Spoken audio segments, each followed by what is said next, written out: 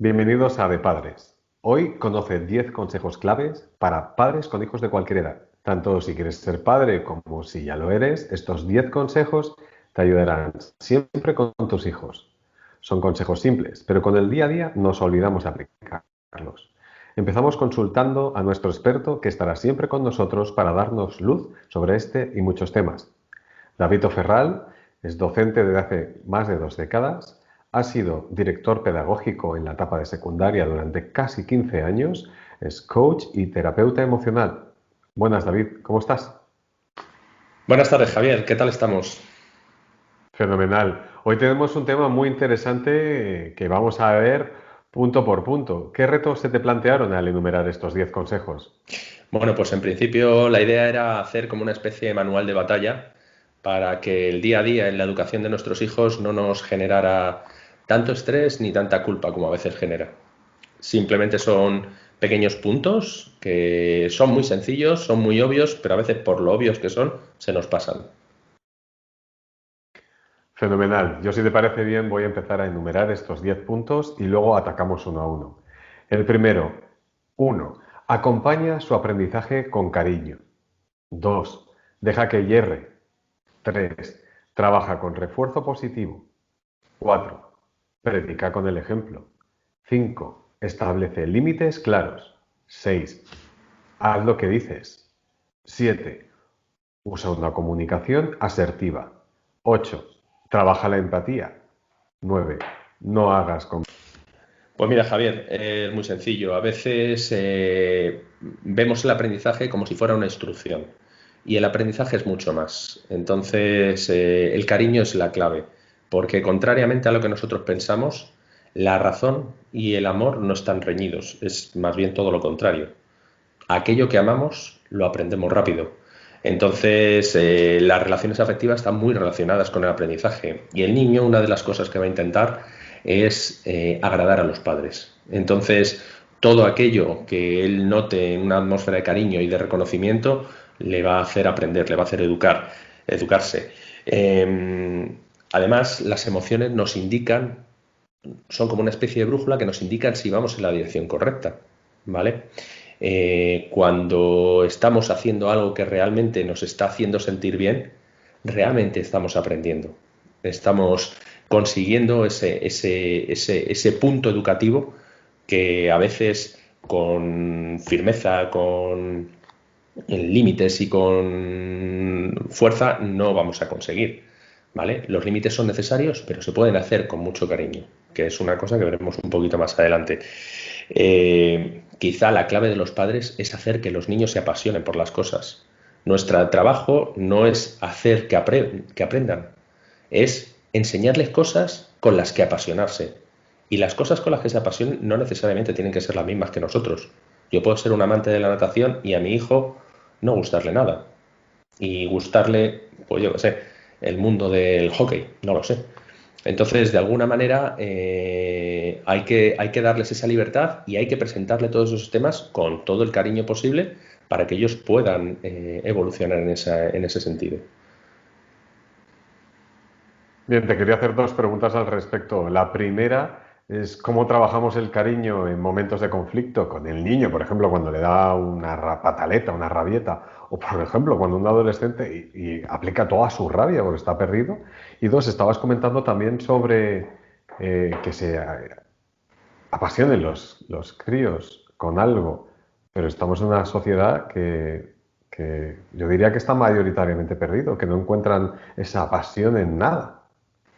¿Qué nos puedes decir sobre estos dos puntos? Que, como bien dices, tienes toda la razón. O sea, es decir, estamos en una sociedad en la que eh, pretendemos que todo el mundo sea igual a todo el mundo. ¿Vale? Y es la mejor técnica para conseguir un fracaso. Es decir, mi vocación no necesariamente tiene que ser la tuya. A lo mejor para mí el éxito no es ser un gran empresario envuelto en dinero. O sea, a lo mejor el éxito para mí puede ser vivir tranquilamente en la montaña cuidando un rebaño de ovejas y viviendo y dedicándome todo el tiempo del mundo. La clave es que de alguna manera a veces intentamos que esa educación vaya esté muy homogeneizada y que sea muy igual para todo el mundo, y no es así. Así no, así como digo, conseguimos frustraciones, grandes frustraciones. El adolescente, como bien decías, cuando tiene un rabia, es probablemente porque esté perdido y no sepa lo que está. Es un grito de ayuda, quizá de la peor forma posible, pero es un grito de ayuda. Y el niño cuando está con una pataleta también. O sea, es decir, están perdidos, están desorientados, están pidiendo ayuda y por otro lado también, como humanos que son, están midiendo los límites, están midiendo hasta dónde pueden llegar. Entonces, podemos reconducir todo eso como adultos que somos desde el cariño y desde el lenguaje no violento. No obstante, si en algún momento se nos escapa algo que no está dentro de esos márgenes, tenemos que intentar evitarlo para la próxima, pero tampoco hay que fustigarse por ello. Muchas gracias, David. El siguiente punto es, deja que hierre. Pues como decías, Javier, deja que hierre. O sea, lo mejor que podemos hacer, y uno de los mayores maestros que tenemos, es el error. Es casi imposible hacer las cosas bien desde un principio. Cuando estamos aprendiendo, quizá una de nuestras prerrogativas es poder equivocarnos y darnos cuenta de dónde nos hemos equivocado y arrancar desde ahí y saber que ese camino es un camino que no es correcto. Como en su momento dijo Edison, no he descubierto una forma de hacer la bombilla, he descubierto 999 de cómo no hacerla. Pues esa es la clave. De alguna manera, el encontrar el error, que el chico se dé cuenta que es un error, descubrir que ahí hay un error, es un momento de revelación, de iluminación. Puede aprender de su error y reconducirlo. Y cuando un chico reconduce el error y se da cuenta de dónde falló y cómo ahora, haciendo las cosas de otra manera, lo consigue, le produce una sensación de poder, o sea, una sensación de encontrarse a sí mismo y de confianza en sus capacidades. Entonces, de alguna manera, tenemos que permitirles que yerren. Eh, Tenemos que evitar castigar el error, ¿vale? El error tiene que ser, por parte del adulto, tiene que ser algo que tenemos que decirle al chico: oye, fíjate, es posible que haya aquí algo que esté mal. Mira a ver cómo puedes hacerlo de otra manera, ¿vale? Para que él se dé cuenta y reconduzca, y no castigar como a veces se ha hecho durante tanto tiempo. Eh, que el chico se dé cuenta de ese error le obliga a replantearse sus acciones, a elaborarlas de otra manera, le enseña a ser persistente y por tanto a esforzarse. Es quizá una clave para saber hacia dónde tiene que ir. Si acertamos a la primera, no aprendemos. Somos como el burro flautista. Entonces, viva el error. Viva el error consciente, dándome cuenta de que tengo un error ahí. Me gusta tu punto de vista. Justo te quería preguntar sobre estas decisiones que muchos padres sufrirán, ¿no? De niños que por falta de rumbo desean abandonar los estudios o salir con determinadas amistades, que pueden ser unos errores graves y que les pueden llevar por un mal camino. ¿Ahí qué nos puedes decir? Bueno, pues ahí creo que lo más importante que puede hacer el padre o la madre es estar detrás de él. Ver que le acompaña y podemos dejar que tropiece, ¿vale? Siempre que veamos que el error no va a ser un error catastrófico, ¿vale? Es decir, si yo veo que mi hijo va a tropezar porque no controla todo muy bien, no sabe lo que es una escalera, va a tropezar y se va a caer un escalón, va a tropezar y se va a caer un escalón para abajo, le voy a dejar que se caiga y que vea lo peligroso que puede ser y cómo tiene que a lo mejor agarrarse al pasamanos o hacerlo de otra manera. Si lo que veo es que se va a caer por un barranco, no le voy a dejar que hierre.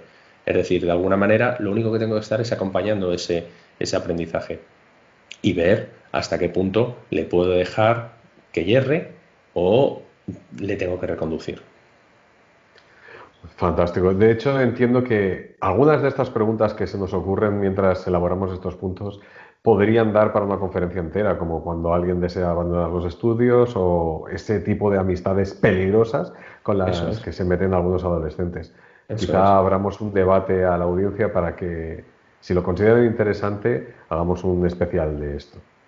Punto 3. Trabaja con refuerzo positivo.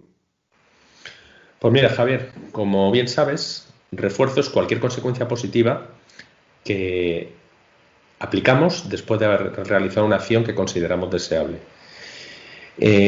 Tradicionalmente, bueno, los refuerzos son de dos tipos, el refuerzo positivo y el refuerzo negativo. Tradicionalmente se ha venido usando el refuerzo negativo, es decir, el castigo ante una acción que consideramos inadmisible. De alguna manera, abocamos ahora o intentamos que el refuerzo sea positivo, más que ir a penalizar las acciones que no queremos que se produzcan, deberíamos favorecer aquellas que queremos que se repitan en el tiempo. Entonces, la clave es reforzar y además una clave aquí es importante, inmediato, ¿vale? Los refuerzos, sobre todo para los chicos, los niños más pequeños y bueno, también para los adolescentes, pero especialmente para los niños más pequeños, el refuerzo tiene que ser inmediato. No puede ser que hayas hecho tú una cosa y te dé el premio pasado mañana. O sea, debería ser casi inmediato. Y en nuestra sociedad tan materialista a veces buscamos que ese refuerzo sea algo material, ¿vale? El refuerzo material tiene valor, pero lo que realmente buscan los chicos es ese reconocimiento y ese cariño de los padres, que el padre se fije en mí, ¿vale?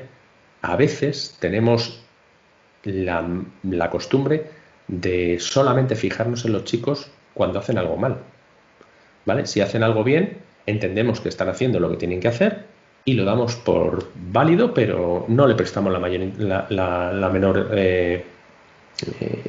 no focalizamos en él la atención. ¿Qué ocurre? Que solamente prestamos atención al chico si se ha equivocado, si ha hecho algo mal y ahí es donde intentamos corregir. Inconscientemente estamos consiguiendo lo contrario de lo que queremos. El niño se da cuenta de que solamente se le presta atención cuando hace las cosas mal, ¿vale? Y lo único que quiere un niño es la atención de sus padres, ¿vale? Entonces, tenemos que intentar que ese refuerzo positivo sea inmediato. Tenemos que intentar evitar prestar atención única y exclusivamente cuando hacen las cosas mal, darnos cuenta de que un refuerzo positivo tiene 10 veces más peso que un refuerzo negativo. David, este refuerzo positivo, perdona que voy a bajar a un tema muy coloquial. Muchas veces veo al típico padre, o me veo yo a mí mismo, diciendo, ¡ay, qué bien lo haces! Cuando lo está haciendo fatal el niño.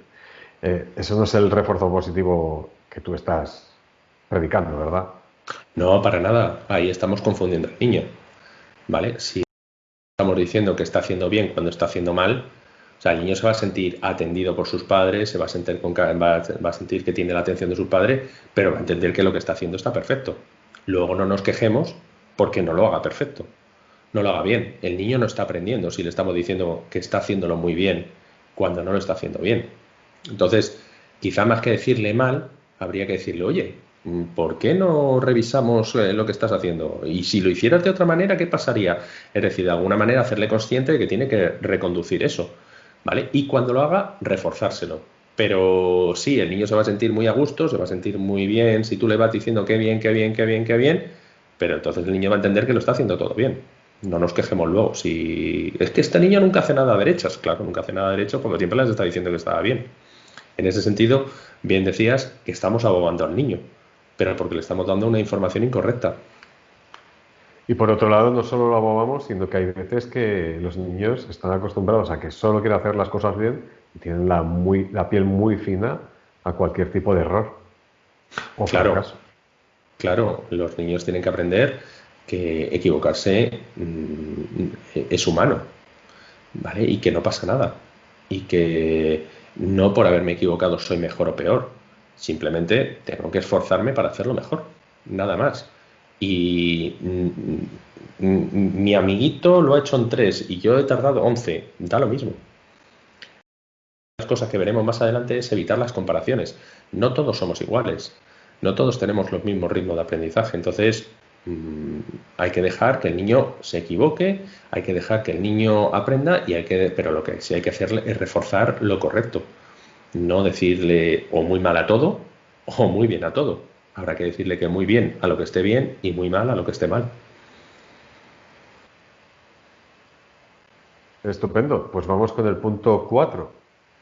Predica con el ejemplo. Pues mira, Javier, aquí estamos con la clave, con la pieza clave de la educación, que es que tus actos hablan por ti, sin más ni más. Stephen Covey decía, tus actos siempre hablan más alto y más claro que tus palabras. Y Einstein decía, dar ejemplo no es la principal manera de influir sobre los demás, es la única manera. A veces pretendemos que los chicos hagan cosas que nosotros no hacemos. Entonces, nosotros les decimos, racionalmente les explicamos, pero luego hacemos otra cosa. Entonces, para predicar con el ejemplo, es decir, para educar con el acto, tenemos que estar muy convencidos y tener muy claro lo que queremos pedir. Y no podemos pedir algo que nosotros no damos. No podemos exigir algo que nosotros no hemos transitado. Hay una pequeña anécdota de Gandhi que le decía, que según cuenta, vino una madre a decirle, cuando ya era una persona muy conocida y muy respetada, vino una madre a decirle, señor, ¿podría decirle a mi hijo que no coma tanto azúcar? ¿Vale? Entonces Gandhi le dijo, perfecto, venga después de 2 semanas, ¿vale? Entonces cuando vino la madre con el niño después de 2 semanas, le dijo Gandhi al niño, niño, no comas más azúcar. Y entonces la madre le dijo, oye, pero eso podías habérselo dicho hace 2 semanas. Y él le contestó, es que hace 2 semanas yo todavía comía azúcar. De alguna manera, solamente se vio capacitado para poder dar ejemplo a ese niño cuando él ya había transitado ese camino. Nuestras incoherencias son muchas. A veces pedimos a los niños que lean cuando jamás nos ven coger un libro, que no sean violentos con su amiguito cuando nos ven que nos salimos por la ventanilla del coche como si fuéramos auténticas fieras. Entonces, es lo que se llama el aprendizaje vicario. El aprendizaje vicario es el aprendizaje que hacemos por reflejo de lo que vemos en los demás. Si nosotros como padres queremos que algo cuaje o cale en nuestros hijos, debe ser algo que nosotros tengamos ya integrado y que los niños vean que está ahí, que nosotros actuamos desde esos parámetros, porque si no va a ser un poco llenar el aire de palabras y de supuestas enseñanzas que no van a cuajar jamás, porque estamos mostrando precisamente lo contrario. David, una pregunta. ¿Existe alguna técnica, alguna fórmula para que un padre que sepa lo que es lo bueno y lo malo, pero no tenga esa fuerza de voluntad como para ir por el buen camino, porque él se conoce ya perdido, pueda enseñar a los hijos a través de convertir su fracaso en un logro para ellos? Es, ¿Te suena algo por el estilo? Claro, ahí la clave sería decir, ser sincero con ellos, es decir, de alguna manera poner el corazón por delante y decirle, precisamente esto que yo te estoy pidiendo es lo que yo no sé hacer, enséñame tú a hacerlo. Quizás esa podría ser la única estrategia que podía utilizar ese padre. Al fin y al cabo está predicando con el ejemplo. Yo no soy capaz de conseguir esta virtud, a lo mejor tú eres capaz de conseguirla y me educas a mí. Eso puede ser un aliciente potente para los hijos también. Pero las palabras no llegan. Es decir, quizá llega mucho más, como decíamos antes, el cariño. Si ese padre se considera o considera que él no es capaz de hacerlo, reconocer que no somos perfectos es también una tarea de los padres. Decirle, oye, yo voy a intentar darte lo mejor, pero yo no soy perfecto. ¿Vale? Entonces, esto no sé hacerlo, pero lo ideal sería hacerlo así. Si tú lo consigues, enséñame a mí. Escuela de padres, qué importante. Sobre Eso todo a que es, tomen conciencia. eso es. Número 5. Establece límites claros. ¿Qué nos puedes contar, David? Bueno, pues aquí tenemos una tarea fundamental, todos los padres aquí, establecer límites. Los límites tenemos que, de alguna manera, limpiar su nombre, ¿vale? Siempre hemos pensado en el límite como algo malo, y el límite es todo lo contrario. El límite es un perímetro de seguridad para nuestros hijos. Eh, ante la inmensidad del océano, ante la inmensidad del mundo, acotarles una parcela les da seguridad, les hace sentir bien, les hace sentir cómodos y les hace saber por dónde puede moverse y dónde no. Cuando un leoncito es pequeño, ¿vale? Se aleja de su madre lo justo y necesario y según va creciendo, esos límites se van haciendo mayores. Pues con esto pasa igual. Nosotros necesitamos esos límites. Cuando los niños crecen sin límites, el miedo está ahí, ¿vale? No sé si me estoy alejando demasiado o estoy alejándome demasiado poco. No sé lo que me voy a encontrar después de yéndome más para allá. Entonces, el límite es algo que debería estar y que debería ser algo vivo, porque el límite que me vale con 1 año no es el límite que me vale con 5 y el límite que me vale con 15. Entonces, de alguna manera es algo que tenemos que ir dándoles poco a poco a nuestros hijos según vayan evolucionando.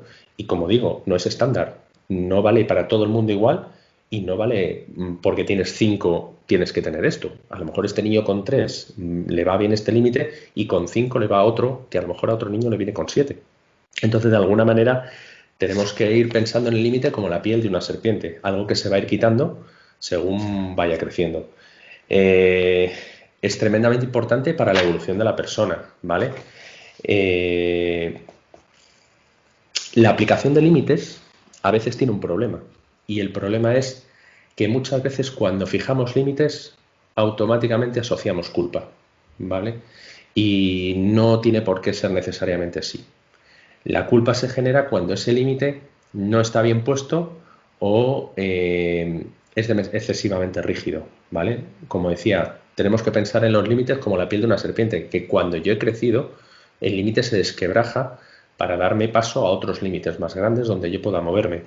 Si ese límite es demasiado rígido o ese límite no está bien diseñado, ahí es cuando aparece la culpa. Y puede ser que muchos padres nos encontremos con esa culpa porque no hemos sabido gestionar los límites. De aquí pueden surgir dos errores claves en los sistemas educativos, que por un lado es la excesiva permisividad y el sobreproteccionismo. La excesiva permisividad es un niño que crece sin límites y es un niño que no sabe cómo tiene que hacer ni cómo dejar de hacer y que generalmente porque está asustado actúa de forma equivocada y a veces de forma no adecuada. Y por otro lado tenemos el sobreproteccionismo. Esos padres que intentan evitarle al niño cualquier tipo de frustración y lo único que hacen conseguir, lo único que consiguen es un niño con una piel muy sensible, es decir, que no es capaz de asumir ningún tipo de frustración. Eso les deja tanto a unos como a otros en una situación complicada a la hora de su desarrollo personal. Yo creo que es fantástico. Este es un tema que podríamos crear un guión de cómo establecer límites a diferentes edades.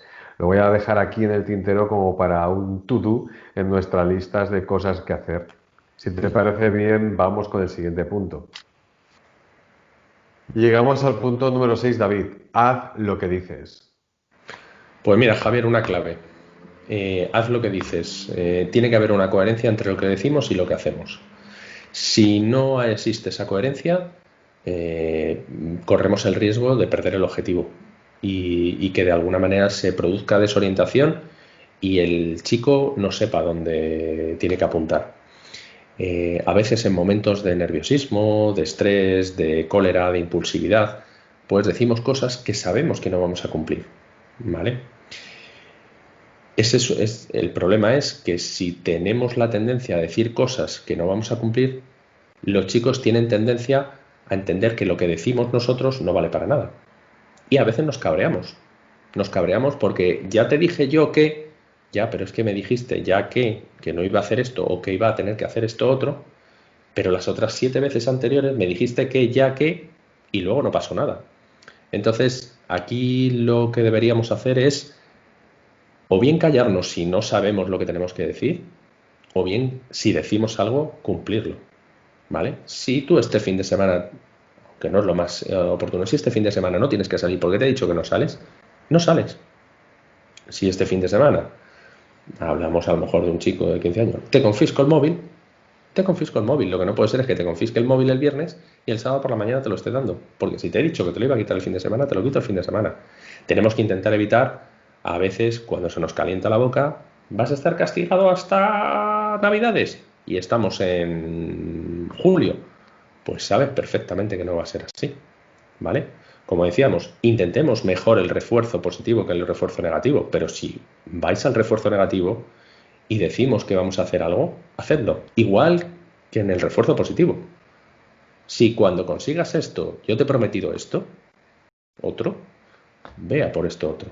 Porque si no, no vale nada lo que les digamos. Van a entender que lo que decimos es palabrería vacía, palabrería hueca.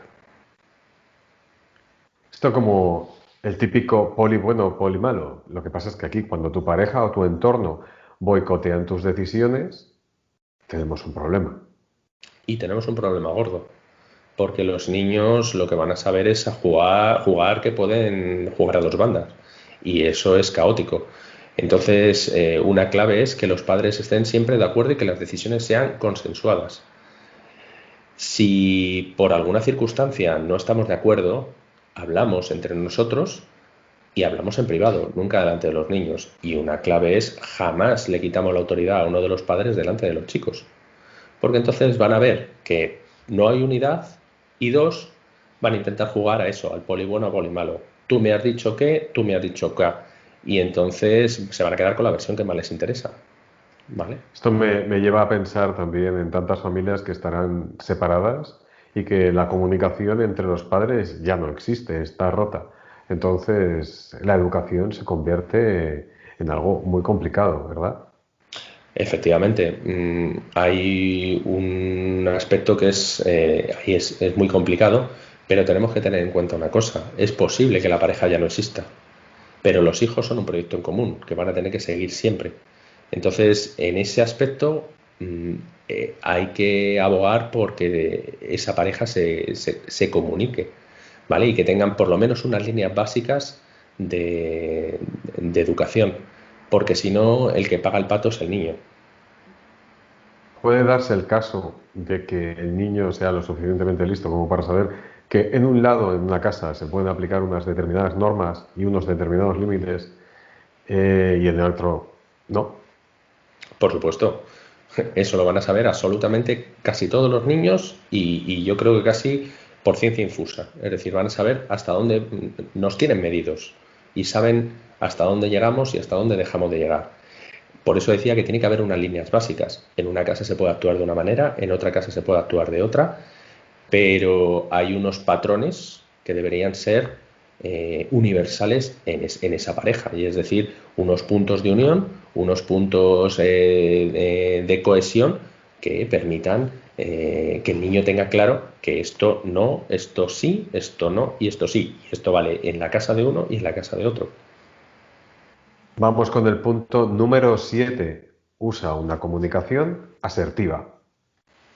Pues mira, Javier, aquí hay momentos en los que necesitamos que el mensaje llegue claro y llegue de la forma más neutra posible para que sea bien aceptado. Entonces, ahí es donde va la comunicación asertiva. Como decíamos antes, la educación es cosa del corazón, pero a veces la comunicación, sobre todo cuando hay aspectos complejos o hay aspectos que generan algún tipo de conflicto, hay que intentar ser muy quirúrgicos con esa comunicación. Entonces es importante en un primer momento exponer los hechos de una forma muy neutra, casi sin ningún tipo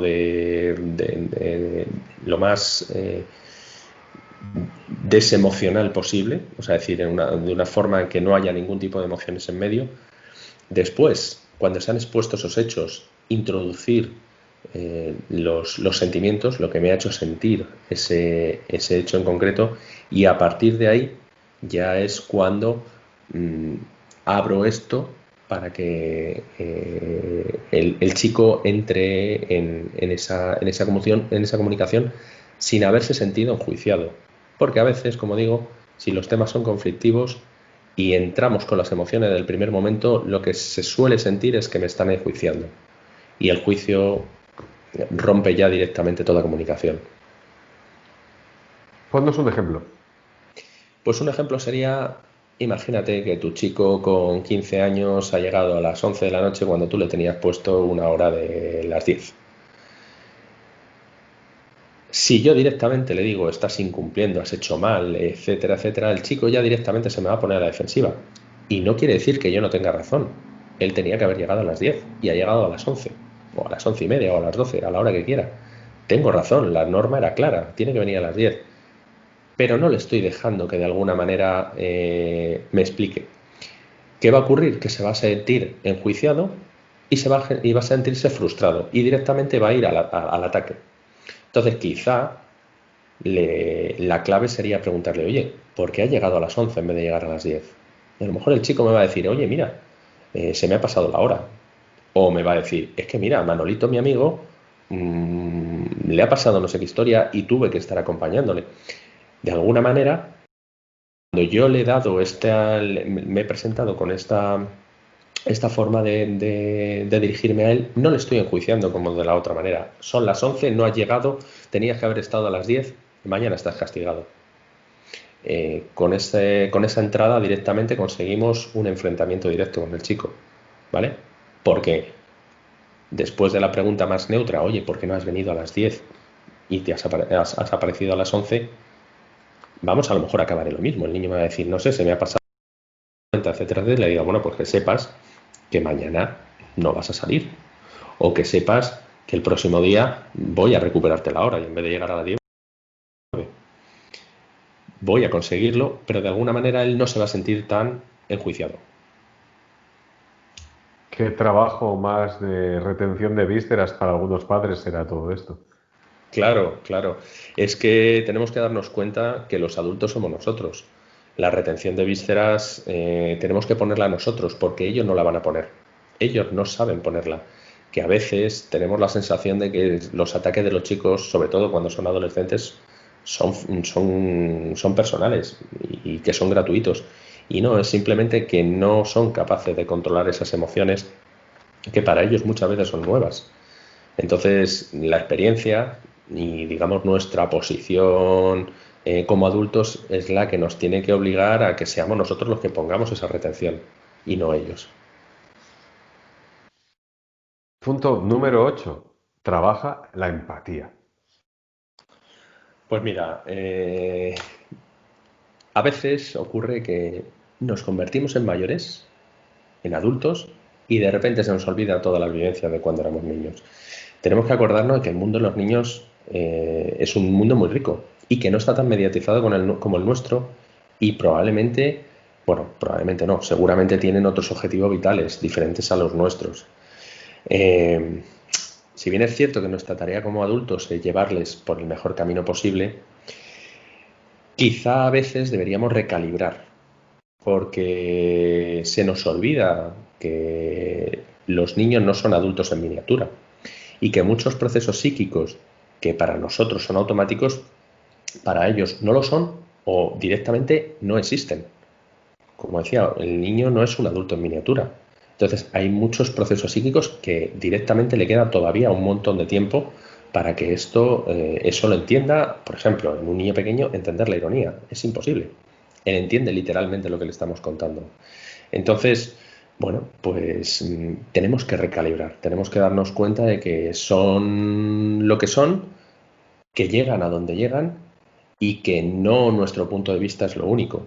Tenemos que reconducir, tenemos que intentar, pero tenemos que ser un poco empáticos con ellos, entender que no son como nosotros, que no actúan como nosotros y que no tienen los mismos objetivos vitales que nosotros.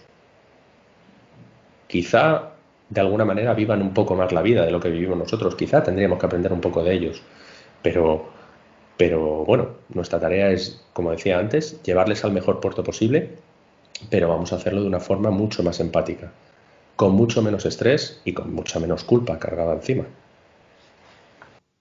David, ponme un ejemplo de cómo trabajar la empatía. Pues mira, muy sencillo, Javier.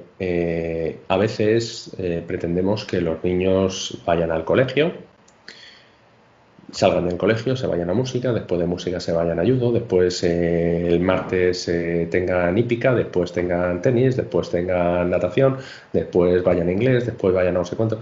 Es decir, los niños aprenden, muchos, bueno, la gran mayoría, todos los mamíferos aprendemos jugando. Entonces, el juego es educativo y a veces pretendemos que ellos consigan determinadas cosas o cumplan con una determinada agenda como si fueran adultos. No son adultos, ¿vale? Incluso es más, les pedimos a veces cosas que no nos pedimos a nosotros. Nosotros terminamos de trabajar y queremos olvidarnos del trabajo hasta el día siguiente. Y resulta que a ellos les pedimos que vayan a inglés, a música, a tenis, a natación. No es empático con los chicos. Deberíamos entender que es un niño que ya ha trabajado lo que tiene que trabajar y que ahora mismo lo que tiene que hacer es aprender de otra manera, que es jugando y simulando determinadas situaciones de la vida, que no es yendo a una academia ni yendo a una actividad programada. Puede pasar que aprenden jugando, pero cuando los niños están solos, no tienen en su entorno a nadie, acaban jugando a la PlayStation donde allí encuentran amigos. Quizás no es lo más oportuno. Claro, también es que tenemos que saber las circunstancias en las que estamos. Quizá una tarea de los padres sea educarles en estas tecnologías, ¿vale? Que ya no son nuevas, en estas tecnologías, pero que están cada día más presentes en nuestra vida. Entonces, tienen estas tecnologías un peligro, y es el peligro de ser una evasión como cualquier otra. Entonces, yo me puedo evadir del mundo en medio de estas tecnologías, conectarme al iPad, conectarme a la tablet, conectarme al ordenador, a la PlayStation, al móvil o a lo que sea, ¿vale? Parte de nuestro trabajo es educarles ahí, y como decía antes, predicamos con el ejemplo. O sea, yo no le puedo decir al niño, niño, no estés todo el día pegado a la tablet, cuando yo estoy todo el día pegado al móvil.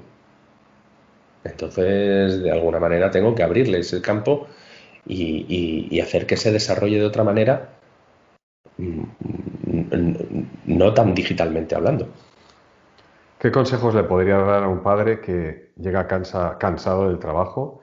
Evidentemente, pues el niño no lo quiere que se conecte a la PlayStation, pero está cansado el padre y no puede hacer otra cosa. No le llega la energía del día como para decir, y ahora me voy a poner 3 horas con el niño a entretenerlo o a educarlo de otra manera. ¿Existe algún modo de piloto automático? Bueno, también de alguna manera no hace falta que estemos encima de él, pero podemos predicar con el ejemplo. No quiero que te conectes a la PlayStation, pero bueno, vamos a ponernos un ratito a leer, o vamos a ponernos un ratito a jugar a un juego de mesa, o vamos a ponernos un ratito a hablar y a dar un paseo. Si tengo perro, vente conmigo a dar un paseo al perro. Es decir, de alguna manera le saco de eso, ¿vale? Puede ser un momento de comunicación, puede ser un momento de lectura, puede ser un momento de otras cosas. No necesariamente me tengo que poner con el niño a hacer unos deberes o me tengo que poner con el niño a reconducirle. Vuelvo a lo mismo. Tenemos que predicar con el ejemplo, pero es un ejemplo que nosotros tenemos que tener integrado. Lo tenemos que tener asumido en nuestra vida. Vamos con el punto número 9. No hagas comparaciones. Pues mira, Javier, muy fácil, no todos somos iguales. O sea, es decir, los gustos, las necesidades, la forma de ver la vida es diferente en todos. Entonces, la comparación, como dice el refrán, es odiosa. Odiosa porque no permite sacar nada productivo de ella. No porque mi hermanito aprenda muy rápido, yo tengo que aprender muy rápido. A lo mejor mi hermanito aprende muy rápido y yo soy más lento aprendiendo. Pero también es cierto que mi hermano a lo mejor olvida muy rápido y a mí una vez que he aprendido algo las cosas se mantienen. O todo lo contrario. Puede ser que se me olviden las cosas, pero por otro lado soy capaz de hacer cosas que no es capaz de hacer otras personas. Es decir, nuestros ritmos son diferentes, nuestra forma de ver la vida es diferente y las comparaciones lo único que consiguen es lastrar. Las comparaciones pueden hacer que la autoestima de una persona caiga. Y estas personitas, nuestros hijos, a veces se ven inmersos en una serie de comparativas que lo único que le hacen es sentir que no vale, que es una persona inútil o que es una persona que jamás conseguirá nada. Y puede ser que a lo mejor en el mundo de los estudios no sea el mejor, pero a lo mejor es una persona que se vuelca por los demás, que es capaz de ayudar a mucha gente, o que es una persona que luego tiene unas capacidades manuales impresionantes. Como decíamos antes, nuestra vocación no tiene por qué ser la misma. Entonces, cuando conseguimos que la vocación sea diferente y conseguimos que cada uno siga su vocación, las comparaciones no sirven de nada, porque los objetivos no tienen por qué ser iguales. Anteriormente me decías, predica con el ejemplo. Cuando hablamos de las comparaciones, muchas veces son los mismos niños quienes hacen estas comparaciones. A mis amigos esto, mis amigos lo aquello. ¿Cómo cortamos este hilo? Pues precisamente con la misma comparación que hace él. Decirle, quizá tus amigos tienen esto, pero por otro lado no tienen esto otro. Ellos tienen que hacerse conscientes, como niños que son, que van a intentar barrer siempre para su terreno. Pero cuando tienen cosas que no tienen sus amigos, o mejor, cuando no tienen cosas que sus amigos tienen, muy probablemente tengan otras que sus amigos no tienen. Entonces la comparación nunca lleva a ningún sitio. Quizá hacerles ver que sí, que puede ser que sus amigos tengan ciertas cosas que ellos no tienen, pero que ellos tienen otras cosas que los amigos no. Por ahí iría más el aspecto y el tema. Y David, por fin llegamos al punto que cierra a todos. Es su padre, su madre, no lo dejes huérfano. Punto número 10. Pues mira, Javier, parece de risa, pero no lo es. Seguramente habrás oído muchas veces por ahí, no, yo es que soy amigo de mi hijo, no somos amigos de mi hijo, no soy amigo de mi hijo, yo soy el padre de mi hijo. En el momento en que yo me hago amigo de mi hijo, automáticamente he dejado a mi hijo huérfano, ¿vale? Mi hijo solo tiene un padre, amigos tiene 200.000. Yo puedo ser un padre comprensivo, yo puedo ser un padre que tenga empatía con él, yo puedo ser un padre que tenga muchas cosas, pero soy su padre, no soy su amigo. Entonces, es algo que a veces tendemos a hacer porque pensamos que siendo su amigo me pongo de igual a igual y mi hijo me va a hacer más caso. No, mi hijo no quiere tener un igual, porque igual tiene ya muchos. Mi hijo necesita tener un padre, una figura de referencia, una figura que de alguna manera esté con él, acompañándole en su camino y de alguna manera guiando su camino. Entonces, tenemos que darnos cuenta de que eso de ser amigo de nuestros hijos está muy bien, pero que tiene una consecuencia, y es que automáticamente les dejamos huérfanos. Entonces, bueno, como digo, amigos tendrá muchos a lo largo de la vida, padre solamente va a tener un padre y una madre, nada más. Esto me trae a la mente la creencia que pueden tener muchos padres de decir, prefiero hacerme amigo que ser padre para cuando entran en una edad pues, más adolescente, contar con la confidencia de ellos como amigo. Es una ilusión que tienen los padres, se produce, no se produce. Ahí no se produce, o sea, es decir, si el niño de alguna manera ve que ha perdido al padre y que solamente se queda como un amigo, no aseguramos esa confidencia. Esa confidencia la podemos asegurar teniendo una relación directa con ellos y una relación de sinceridad y una relación de apertura. Si no les juzgamos, nuestros hijos van a buscar nuestra confidencia y van a buscar nuestro apoyo.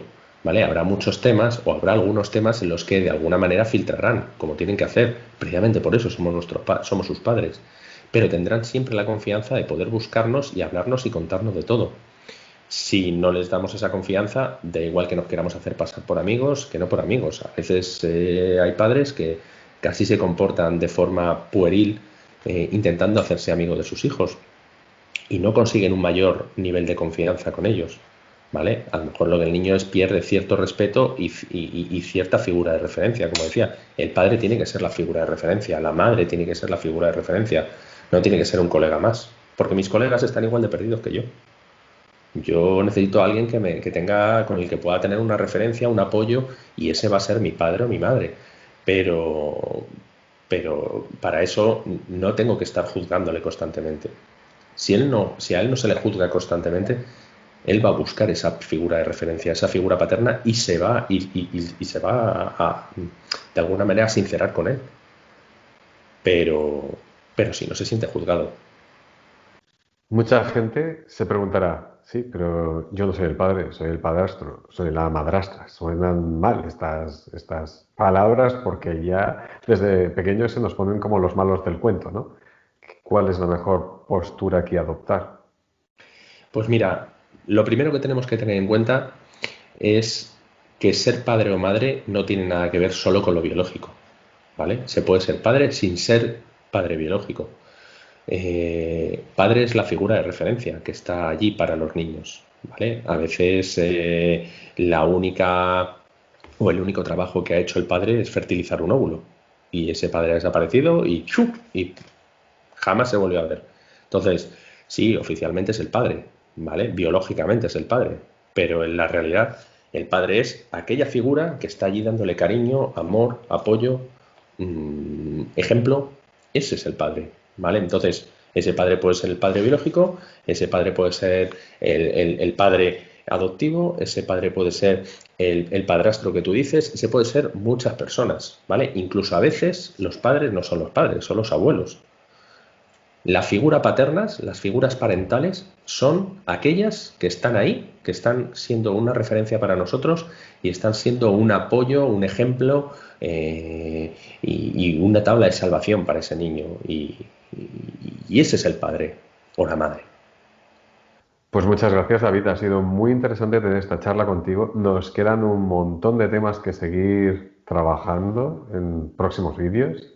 Simplemente quería recordar que desde Padres queremos abrir un diálogo con más profesionales que nos ayuden a profundizar sobre el conocimiento y la ayuda a la educación de nuestros hijos. Abrimos una mesa de diálogo para hacer más vídeos sobre estos temas. Si deseas colaborar, ponte en contacto con nosotros en depadrescontacto@gmail.com. Repito, depadrescontacto@gmail.com. Gracias por seguirnos, darnos un like y participar con vuestros comentarios. David, muchísimas gracias y muy buenas tardes. Muchas gracias, Javier. Buenas tardes.